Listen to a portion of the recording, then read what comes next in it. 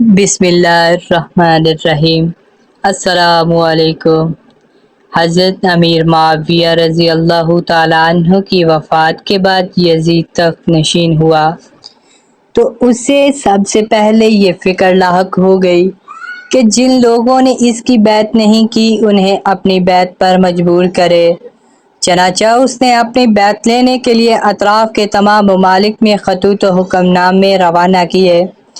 چنانچہ اس نے عامل مدینہ ولید بن عتبہ کو خط لکھا جس میں اپنے والد کی وفات کی اطلاع کی اور لکھا کہ ہر خاص و عام سے میری بیعت لو اور حسن بن علی، عبداللہ بن عمر اور عبداللہ بن زبیر رضی اللہ تعالی عنہم سے پہلے بیعت لو، اور جب تک ان سے بیعت نہ لے لو انہیں اپنے پاس سے جانے کی اجازت نہ دو اور تشدد اختیار کرو، مہلت نہ دو۔ جب یزید کا خط ولید کے پاس پہنچا تو وہ بہت گھبرایا اور فوراً ایک شخص کو بھیج کر مروان بن حکم کو، جو ولید سے پہلے مدینہ کا گورنر تھا، بلایا اور یزید کا خط دکھا کر اس سے مشورہ طلب کیا۔ یہاں پر ایک بات بتا دینا ضروری ہے کہ مروان بن حکم وہ شخص ہے کہ جب اس کی پیدائش ہوئی اور حضور صلی اللہ علیہ وآلہ وسلم کی خدمت میں تحنیک یعنی کوئی چیز نرم کر کے کھلانے کے لیے بلایا گیا تو حضور اکرم صلی اللہ علیہ وآلہ وسلم نے فرمایا کرگٹ کا بیٹا کرگٹ ہے۔ سواق المحرقہ میں یہ بھی ہے کہ ملون بن ملون ہے، اور بخاری، نسائی اور ابن ابی حاتم اپنی تفسیر میں روایت کرتے ہیں کہ حضرت عائشہ رضی اللہ تعالی عنہا نے فرمایا رسول کریم صلی اللہ علیہ وآلہ وسلم نے مروان بن حکم کے باپ پر لعنت فرمائی، جبکہ مروان صلب پدر میں تھا تو وہ بھی اللہ کی لعنت سے حصہ پانے والا ہوا۔ محترم ناظرین، احادیث کریمہ کی روشنی میں آپ نے مروان بن حکم کی دشمنی ملحوظہ فرمائی کہ یہ شخص اتنا مبغوض ہے کہ حضور صلی اللہ علیہ وآلہ وسلم اسے اور اس کے باپ کو کرکٹ فرما رہے ہیں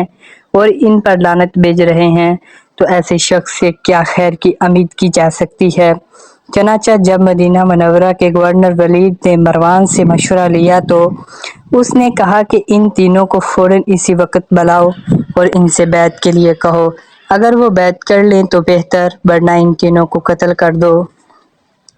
اس مشورہ کے بعد گورنر مدینہ ولید نے عبداللہ بن عمر بن عثمان نامی ایک نو عمر لڑکے کے ذریعے ان تینوں کو حضرات کو بلا بھیجا۔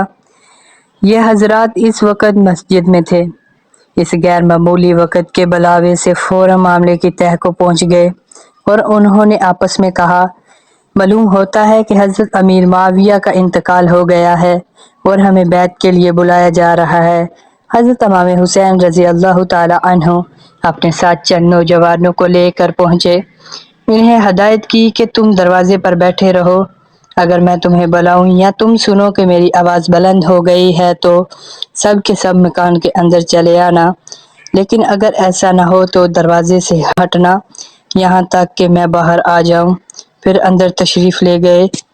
ولید نے آپ کو امیر معاویہ کی وفات کی خبر سنائی اور یزید کی بیعت کے لیے کہا۔ حضرت امام حسین رضی اللہ تعالی عنہ نے انا للہ و انا الیہ راجعون پڑھا اور فرمایا میرے جیسا آدمی چھپ کر بیعت نہیں کر سکتا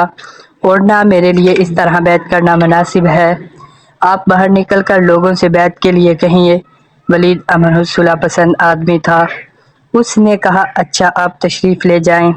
جب آج تشریف لے جانے لگے تو مروان نے بہت برہم ہو کر ولید سے کہا اگر تم نے اس وقت ان کو جانے دیا اور بیعت نہ کی تو پھر ان پر قابو نہ پا سکو گے، اگر یہ بیعت کر لیں تو خیر ورنہ قتل کر دو۔ حضرت امام حسین رضی اللہ تعالیٰ عنہ یہ سن کر کھڑے ہو گئے اور فرمایا آؤ ابن الزرقہ، کیا تو مجھے قتل کرے یا یہ کریں گے؟ اللہ کی قسم تو جھوٹا ہے اور کمینہ ہے، یہ کہہ کر آپ تشریف لے آئے۔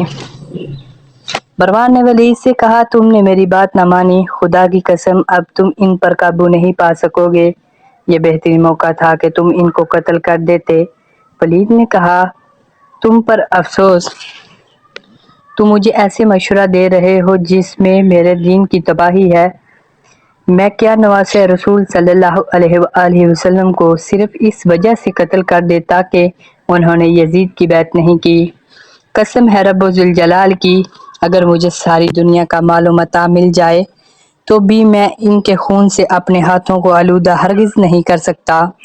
اور واللہ میں تو سمجھتا ہوں کہ قیامت کے دن جس شخص سے خون حسین کے بارے میں باز پرس کی جائے گی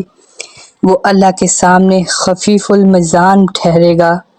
مروان نے کہا، اگر تمہاری یہی رائے ہے تو یہ ٹھیک ہے۔ یہ اس نے صرف ظاہر میں کہا، ورنہ دل سے وہ ولید کا دشمن بن گیا۔ حضرت امام حسین رضی اللہ تعالیٰ عنہ جانتے تھے کہ یزید کی بیعت سے انکار اس کے لیے اشتعال کا باعث ہوگا اور نابکار جان کا دشمن اور خون کا پیاسا ہو جائے گا، لیکن امام علی مقام کی دیانت و تقوی نے اجازت نہ دی کہ اپنی جان کی خاطر نااہل کے ہاتھ پر بیعت کر لے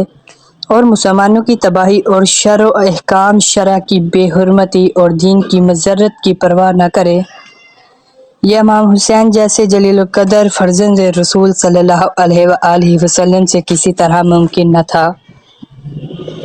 اگر امام حسین رضی اللہ تعالیٰ عنہ اس وقت یزید کی بیعت کر لیتے تو وہ آپ کی بہت قدر و منزلت کرتے اور آپ کی عافیت و راحت میں کوئی فرق نہ آنے دیتا، بلکہ دنیا کی بہت ساری دولت آپ کے قدموں پر جمع کر دیتا، لیکن اسلام کا نظام درہم بھرم ہو جاتا اور یزید کی ہر بدکاری کے جوز کے لیے امام کی بیعت سند ہو جاتی اور شریعت اسلامیہ کا نقش مٹ جاتا۔ بہرحال آپ یزید کی بیعت سے برابر کنارہ کشی فرماتے رہے اور اس کے لیے کبھی تیار نہیں ہوئے۔ شام کے وقت ولید نے پھر امام حسین رضی اللہ تعالیٰ عنہ کے پاس آدمی بھیجا۔ آپ نے فرمایا، اس وقت تو میں نہیں آ سکتا، صبح ہونے دیجئے پھر دیکھیں گے کیا ہوتا ہے۔ ولید نے حضرت امام حسین رضی اللہ تعالیٰ عنہ کی یہ بات مان لی اور آپ اسی رات 28 رجب 60 ہجری مطابق 4 مئی 681 عیسوی کو اپنے اہل و عیال، بہنوں اور بھانجوں اور عزیز و اقارب کے ساتھ مدینہ منورہ سے مکہ معظمہ روانہ ہو گئے۔ عبداللہ ابن زبیر رضی اللہ تعالیٰ عنہ ایک رات پہلے مدینہ منورہ سے مکہ معظمہ روانہ ہو چکے تھے۔ اللہ پاک ہمیں آل رسول صلی اللہ علیہ وآلہ وسلم کے ساتھ سچی عقیدت و محبت عطا فرمائے اور ان کی طرح دین اسلام کی خاطر اپنا سب کچھ قربان کرنے کا جذبہ عطا فرمائے، آمین یا رب العالمین۔ تو ملتے ہیں دوستوں نیکسٹ ویڈیو کے ساتھ، اس وقت تک کے لیے اللہ حافظ، اللہ حافظ۔